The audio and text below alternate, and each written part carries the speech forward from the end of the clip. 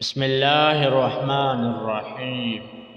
حضرت عبداللہ ابن مسعود رضی اللہ تعالیٰ عنہ بیان کرتے ہیں، رسول اللہ صلی اللہ علیہ وسلم نے سود کھانے، کھلانے، اس کے گواہ اور لکھنے والے سب پر لعنت فرمائی ہے۔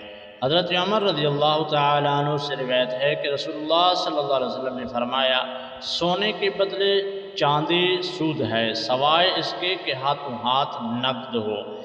گندم کے بدلے گندم سود ہے، سوائے اس کے کہ ہاتھوں ہاتھ ہو۔ کھجور کے بدلے کھجور سود ہے، سوائے اس کے کہ ہاتھوں ہاتھ ہو۔ جو کے بدلے جو سود ہے، سوائے اس کے کہ ہاتھوں ہاتھ ہو۔ حضرت ابو ہریرہ رضی اللہ تعالیٰ عنہ بیان کرتے ہیں کہ رسول اللہ صلی اللہ علیہ وسلم نے فرمایا، جس نے ایک سودے میں دو سودے کیے تو اس کے لیے ان میں سے یا تو کم قیمت ہے یا سود ہے۔